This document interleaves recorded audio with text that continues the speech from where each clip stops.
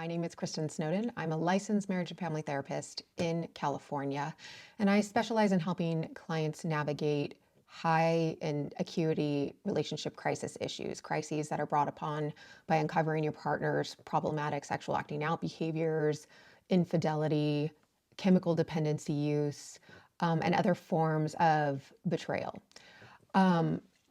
My goal is to always help you develop a language for understanding the nuances of what goes on when you uncover these kind of relational catastrophes. And so, in the spirit of that, today, I want to explore the importance of acknowledging and understanding and processing the injustice that one can feel when they experience betrayal at the hands of a trusted loved one. So ask yourself this: do you ever find yourself constantly overwhelmed or just consumed by the feelings of extreme anger, resentment, even bitterness after having discovered your partner's addiction or infidelity? Well, you're definitely not the only one, and it's considered very normal. So normal that they've actually created a diagnosis for that experience that you're having, and it's called post-traumatic embitterment disorder. Now, I had never heard of PTED until recently when I met with a colleague. Her name's Dorit Reckenthal, and we were talking about these nuances, that how working with betrayed partners has so many nuances that are not applicable in other forms of therapy. And just kind of general working in marital issues or depression, anxiety, betrayed partners carry a lot of nuances to the experiences and the symptoms and the struggles that they present with.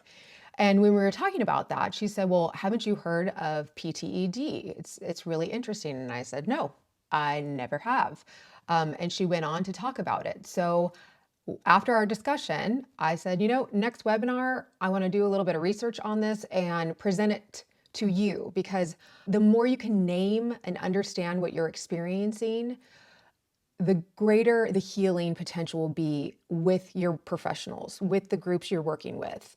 You cannot heal what you haven't acknowledged or understood to be present in your life. So with this whole explanation of PTED, I'm going to encourage you to take what works for you, leave what doesn't.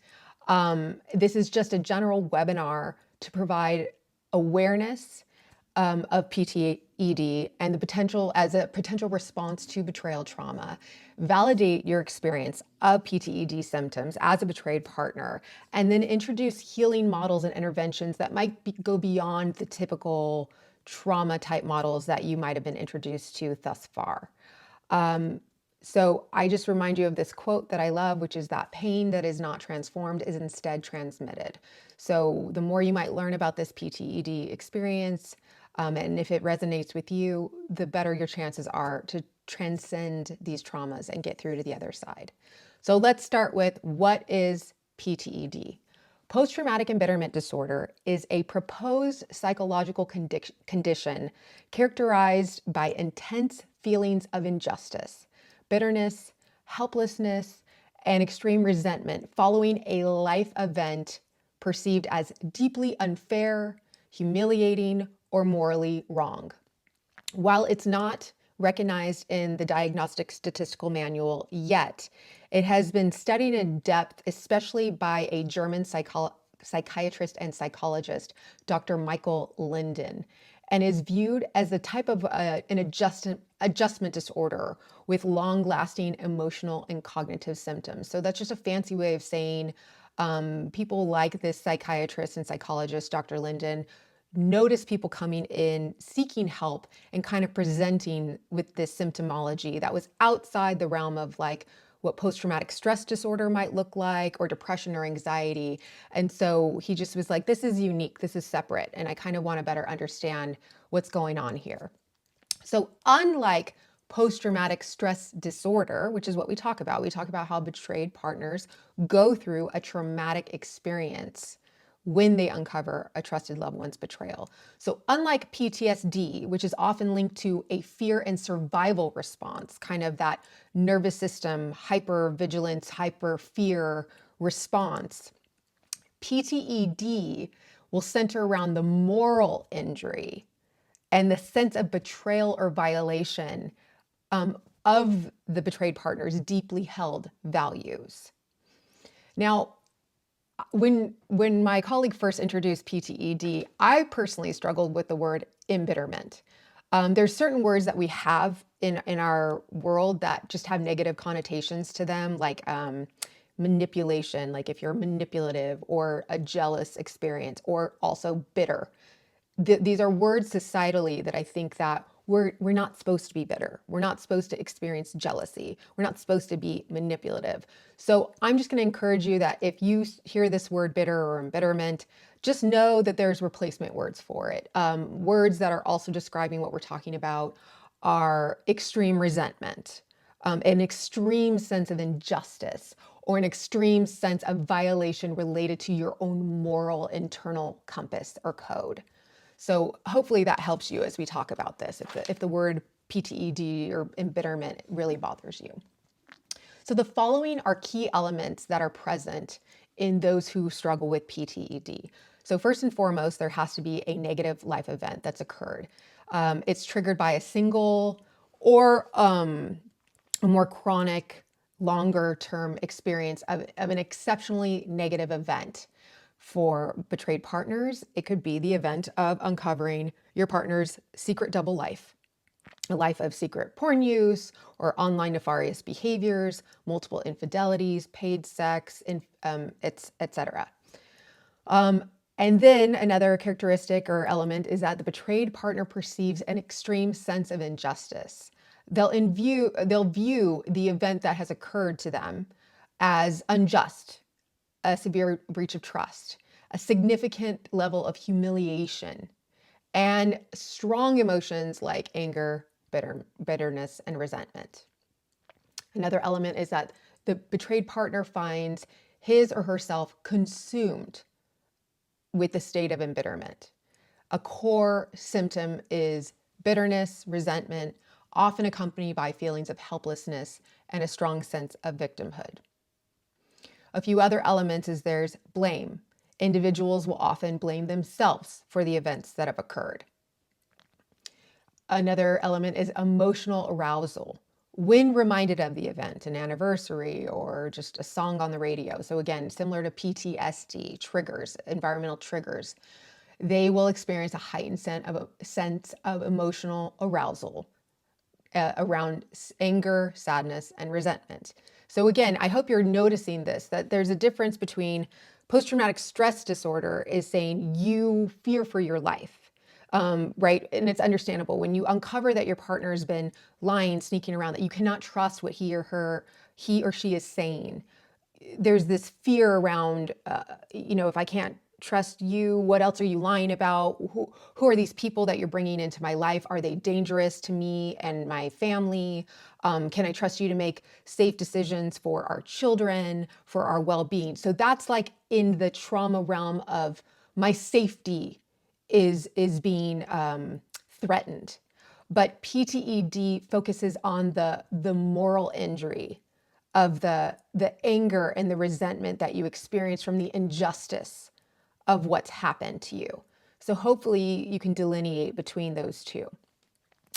Another key element that is present, and by the way, has to be present for any kind of mental health diagnosis, is an impairment. So the PTED symptoms that are present lead to significant impairment in various areas of your life, including your work, your relationships, your daily activities. If the anger and the resentment is something that's passing and fleeting, it's not diagnosable. But if you're finding that there's months and years of you feeling overwhelmed, kind of drowning in the sense of injustice, then it might be time for you to explore this concept. And later on, I'm going to give you the 19-question quiz that Dr. Linden developed to determine if you have PTED issues. So again, core symptoms of PTED are persistent senses of embitterment and resentment, intrusive thoughts about the injustice, emotional dysregulation, avoidance or social withdrawal, difficulty forgiving or letting go of what's happened to you, loss of trust in people or systems around those people, and preoccupation with revenge or how to get justice after that's happened. So I'm going to give you an example of a betrayed partner or a story of a betrayed partner and kind of the differentiation between the PTSD or the betrayal trauma that one's experienced and the PTED that might be present. So I had a betrayed partner come in, and this was after a long-term affair that was with a friend in the community. And when the long-term affair was uncovered, it was done in a very public way. So not only was she coming in dealing with the trauma of, am I getting divorced? Am I not? The financial implications, the fear around my partner was capable of lying so much to me. Is he someone who can be trusted? Is he going to do dangerous things with my children? Who is he bringing around my children? So again, the danger pieces to it. Had been gaslighted and manipulated for so many years, having her unable to figure out what's right or wrong, what are healthy consequences or boundaries. Can my instincts keep me safe? How do I keep myself safe, right? That's the PTSD categorizations of the struggles that she's experiencing. The PTED was during sessions, there was a strong, I'm going to use perseveration, but not in a bad way, but just noting that there was a pattern of a strong focus on stories around how could he sell me short? How could he not value me and this marriage and this life that we have, and instead go off and replace me with this woman? How could he, and what is marriage anyway? Does anyone value the sanctity of marriage? Is marriage totally BS? Is every man someone who cheats and runs around? And so along with the fear and trauma around what happened, she had a lot of stories going around about being devalued, about, I didn't sign up for this. How could this happen to me? So much so that she was reporting a secondary injury of really grieving the loss of the fact that she used to be a positive person. She used to not be so cynical around people. She wouldn't walk through the grocery store and say, are you cheating? Are you a liar? Do you manipulate everybody? And so again, that's that impairment part that we're talking about, where she was in a lot more shame because of the embitterment component to it, that the trauma had occurred, the cheating had begun and ended, and it also kept her from being able to trust her partner, from letting the partner's steps towards healing and reconciling. It would really, really get in the way of that process. And again, I don't mean this in a negative, bad way. All of these emotions are understandable. I'm just letting you know that there's kind of a language and a diagnosis for what's going on, for the pattern that's going on. So how does PTED relate to betrayed partners of sex addicts? And again, I went through a general example of this, but betrayed partners can definitely be vulnerable to PTED because the betrayal is or feels very unjust and humiliating. And also, it may not even be publicly exposed like my example, but there's just this tendency to want to isolate, this feeling of, I couldn't tell anybody this story because who could hold space for this story? There's so much deceit and gaslighting and emotional manipulation that often goes with the acts of addiction and hiding it and the double life. There's also catastrophic levels of violating the relational and moral codes of the betrayed partner, right? We promise not to lie, not to cheat, not to sneak around, to be each other's teammates. And instead you broke all of those. So that's why PTED is definitely applicable to betrayed partners. There's also repeated betrayals. Often it can exist when repeated betrayals reinforce a powerlessness sense. So meaning you don't know if your partner is ever going to be truthful again. You don't know if he or she is ever going to get recovery. I have to sit here and suffer the negative consequences of something that's totally out of my control, you humiliating us publicly, or me needing to not wanting to pull away socially because of your behaviors and your choices, me feeling like I need to hide. So there's a helplessness that can exist from the PTED. There's also obviously moral injury and shattered beliefs. It's about, there's a violation of values like honesty, monogamy, safety, respect. There can also be a lack of validation and support from your support system around you. Sometimes a betrayed partner, right, going into the wrong therapist or marital therapist is like, well, did you stop having sex with him? Do you nag him a lot? And there's this kind of shaming sense of like, well, he cheated like 2 years ago, so why are you still upset about it? There's often these stories of, oh, forgive and forget. If you chose to stay in the relationship, then you really don't have grounds to be upset anymore. This was your decision. So you're here, deal with it. This is who you married. So these are all things that really play into that PTED symptomology that a betrayed partner might have.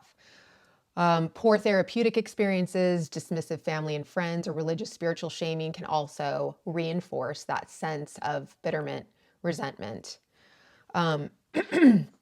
And also, if there's the signs of betrayed partner may be experiencing PTED, is if there's months or years of feeling consumed by a sense of anger, injustice, or resentment, that they're finding a difficulty or impairment in having relationships with anybody or everybody because of their sense of cynicism or mistrust, or that there's intrusive rumination on what happened and a longing for the partner to suffer consequences because of his or her choices. And again, these are not symptoms that are meant to blame and shame you. It's supposed to be the opposite. This is supposed to be a freedom of understanding, wow, I'm not alone. I'm not a unicorn. There's a name for this because it's such a common occurrence after this level of catastrophic betrayal. So what is the treatment for PTED?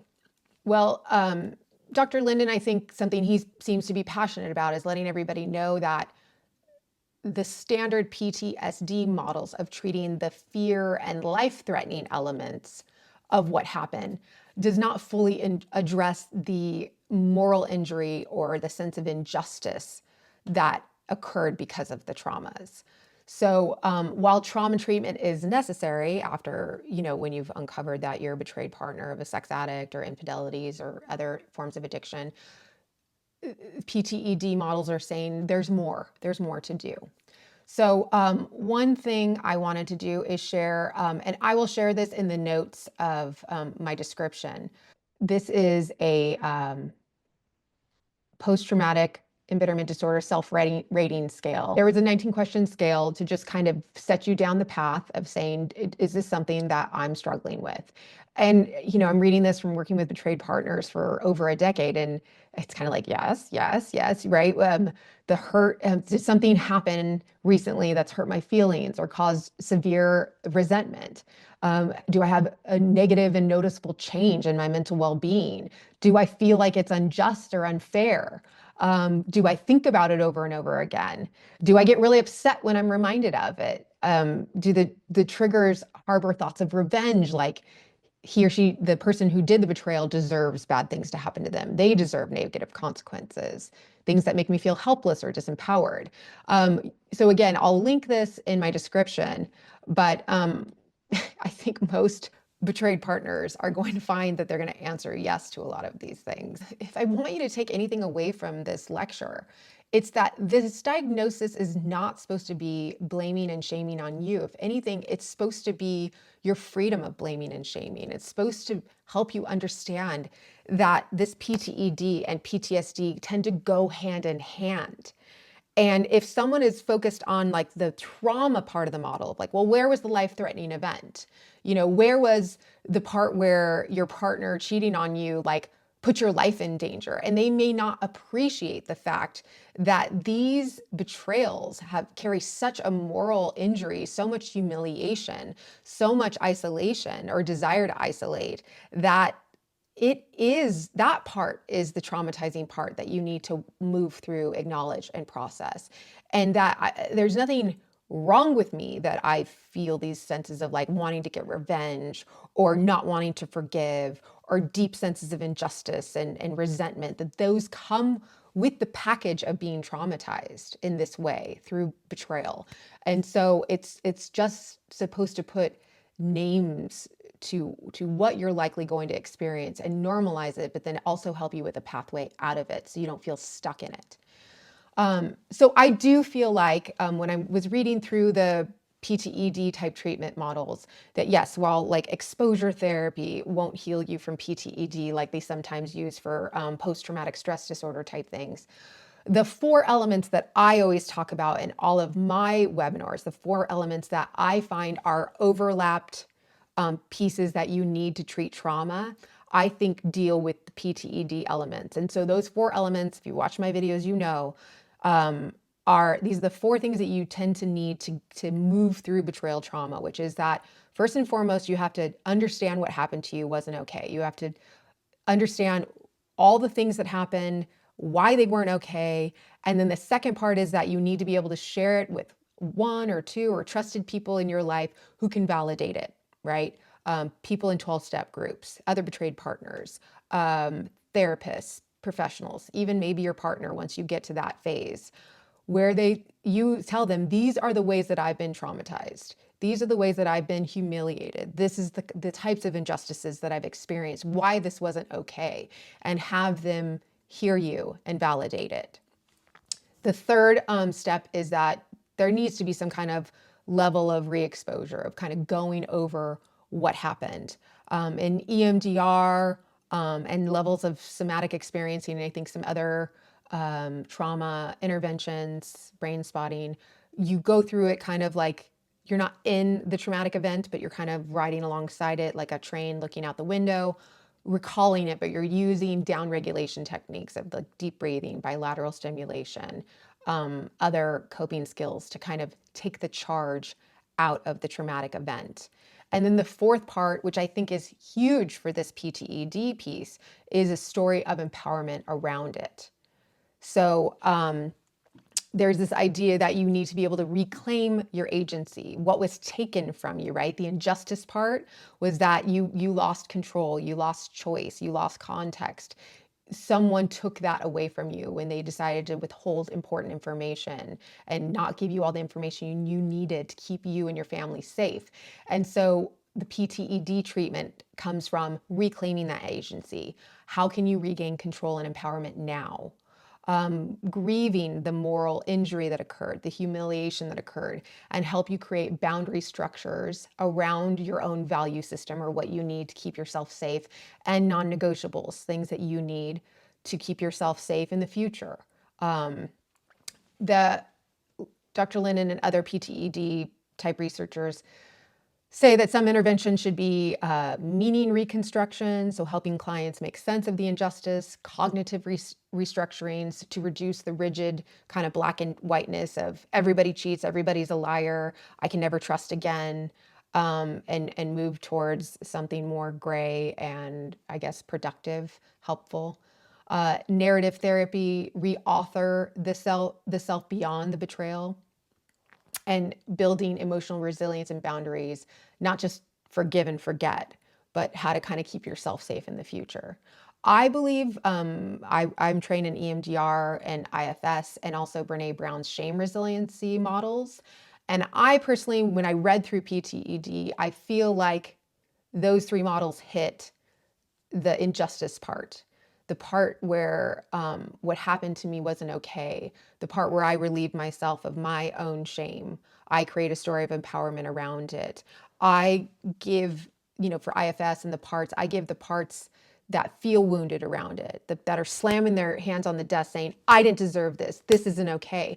Give them the opportunity to talk and have a voice, but at the same time say, but you know what? These are the ways that I'm working to keep myself safe in the future. This is my accountability group and community that I have to help me create and maintain boundaries, create accountability structure in case my partner relapses or cheats or lies again. And it kind of, they work hand in hand to help you redevelop a sense of safety, that there are injustices, stuff can happen and that you didn't sign up for, and it's not okay. But you have to always keep fighting for the ability to try to keep yourself safe, to keep your loved ones safe. and not get sucked into that vortex of like everything's bad, everything's dark, humans are horrible, and I want nothing to do with them, things like that.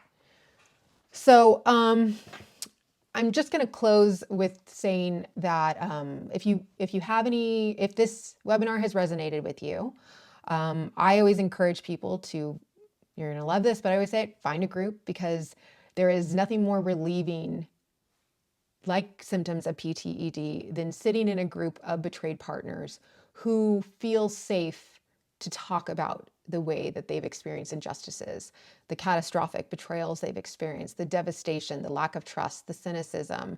And they're speaking to a bunch of other betrayed partners who get it. And there is a shame resiliency to it. There's a freedom to it. There's a agency reclamation, like of how do I get agency and control back in my life despite what's happened to me.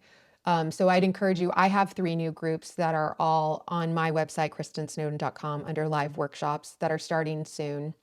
And there's other workshops through sexandrelationshiphealing.com. Because I've said in my webinars before that there's these 2 huge tidal waves that come after uncovering your partner's betrayal. So I say the first tidal wave happens when you've uncovered the unthinkable, which is you've discovered horrible acts that your partner's done, this double life that he or she's lived behind your back, the betrayal, the lying, the manipulation. That's the first trauma that you just get knocked down on. And then there's a crisis that ensues after that. And so there's this overwhelming sense of fear and hypervigilance, and how do I get out of this alive? And what's the next right step that I take? What's the path to recovery? Is my partner staying, going? I want them to be harmed for what they've done? Am I to blame? So that's the second tidal wave. But after kind of talking about this PTED and processing it, I realized there's a third tidal wave that can happen, which is being in this constant state of crisis can really suck you into a level of injustice and resentment, bitterness, cynicism. And there's this grief and sadness that betrayed partners can take on when they step back and they just realize they're unrecognizable from who they used to be. That I've been in this crisis and this uncertainty, and I'm so hurt from what's happened. But then it's like, what do I do with this cynicism, this fact that I hate all men or hate all women, and I never want to trust anybody again? And I'm so angry that this person has done this to me and to my life, and I feel consumed by it. But it can be this tidal wave of shame, of like, ew, gross. And who is this person that is this bitter and angry and resentful person? And PTED kind of is acknowledging that this is what happens, but there is a pathway through it. And so I always encourage you to find a therapist who specializes in not only a trauma model, but understands these nuanced experiences that betrayed partners have. And now I'm open for questions. Okay, so the first question we have is, how necessary are 12-step groups in the recovery process? My husband's CSAT told him he doesn't need to attend a 12-step group, yet I'm hearing all these amazing things about addicts doing the steps. And this appears to be, you didn't hear it from the therapist, you only heard it from your husband saying his CSAT told him. So I want to clarify that. So we don't know what his CSAT may have told him, but I know where I stand on 12-step. So yeah. What are your thoughts? I love that you clarify that. I'm a big fan of 12 steps, but I always say, if you have some kind of issue related to 12 steps, let's just pull out, 10,000 feet above and say, what are the elements of 12 steps that make them so effective? And in my opinion, it's a group of people who have suffered and struggled in a similar way, but several of them have recovery from it. They have moved beyond it using different interventions and tools and coping skills that you likely do not have. And those who are further down the road help see what is too close to your face to realize. So they give you perspective, but also empathy and compassion because they've been there, they get it, but also strong accountability of, look, you're here because this has been a problem. You've shown that you're powerless to it and life's become unmanageable to it. So if you want to get to there, where I am in recovery, this is the way I did it, or you can keep staying in your cycle of insanity. And it's just a bunch of people where you feel safe enough to be open and honest in your story because they've suffered and struggled in a similar way, but a strong accountability um, around still moving towards recovery. And obviously, the 12 steps specifically, which by the way, I write a book for to kind of help you understand the 12 steps for non-addicts, which are just like the general themes that are so important in 12 steps, which is really exploring like how did I get here? Wow, my best thinking got me here. So I need to kind of live in consultation with a few other healthy, safe people to help me make the next right choice, exploring your history, your character defects, um, repairing relationships that have been damaged because of your behaviors, and a daily maintenance process of, prayer, meditation, whatever you want to call it, whatever, letting things go to a higher power or a power greater than yourself. So those are elements that I think make 12 steps very effective. If somebody finds a group like that offers all of those elements, but they don't use the 12-step title, I'd be curious to hear about it. And it sounds great, but yeah, not having those pieces that I listed just a moment ago in an addict's life will most likely lead to all their current problems, which is lying, manipulation, minimizing, um, staying in their same poor default coping skills, all those things. Yeah, and I was like, we have drop-in groups. They're not the same as 12 steps. We have work groups. They're great. They're not the same as 12 steps. And I don't care how brilliant the CSAT is of seeing a therapist once a week for 50 minutes for a 24/7 issue that is decades old is not enough. And so I'm going to flip it to what are you doing, partner, to take care of you when you've got someone who's resistant to some aspects. I was also thinking, I would be curious about what the rest of the sentence or the context could have been of like, I don't want to go to to 12 step, but okay, well then here are all the other things, group therapy, a couple times a week, and like creating what is free in a 12-step program. But like if there's group therapy, like you can get some of those and accountability and things like that. But there's research on why 12 steps are so unique and helpful on a recovery process. So each person chooses their own path, but partner, take care of you, make sure you've got good boundaries um, uh, for you on this. Is PTED genetic? I don't know. I'm not sure. It I find that I personally tend to err on like righteous indignation, whereas another person, so when a bad thing happens, they always say like when bad things happen, and if you've watched my shame videos, I say that there is an unconscious part of you that's like, oh my God, the fact that something external to you could happen outside your realm of control is like way too much for your nervous system to handle. So there's usually a quiet, but sometimes very loud voice that's like, hey, guess what? You could have controlled it. And you Mm-hmm. could have done this, this, and this, and this to stop this bad thing. So that's shame. That's Mm-hmm. like, I'm bad. If I was different, better, needed less, looked better, was smarter, this bad stuff wouldn't happen to me. And there's people that just kind of wrap themselves in a blanket of like, I'm bad and I'm shame. There's this like defense mechanism that happens to shame, which is this like righteous indignation of like, I'm not shame, you're horrible, and you meet shame with shame. And it's this like, how could you? And this perseveration around like, how dare this happen to me? How dare this bad thing happen? Like I just remember when my mom died of cancer, I was like, God, thank God she didn't die at the hands of a person, because the anger and resentment and hatred I feel towards this cancer is like overwhelming to me. So I personally am someone who processes bad things through, like, I go to anger and resentment. And the story for me is that there's so much more power and anger and resentment than that really scary place of being like in the fetal position on the ground of like, oh my God, scary stuff happens and I have no control of it. And don't get me wrong, that's not bad. It's a personality of someone who that's their default setting, is to get into that fetal position because that's safer for them, to just move to isolation and to move to like, I can't move and I can't think and I can't process. So is it genetic? Is it not? I don't know, but our nervous system is wired to either kind of present with this like fiery fight, like anger, resentment. I find control in the anger and resentment part.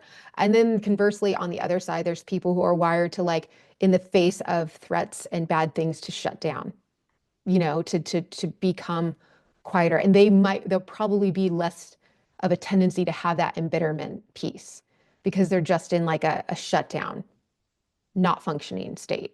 Yeah. Okay. Thank you so much. Thanks for the great questions, everyone. This will be posted on the websites and join us again next week. Thanks, everyone. Thanks, Thank Kristin. you, everyone. Thanks for having me.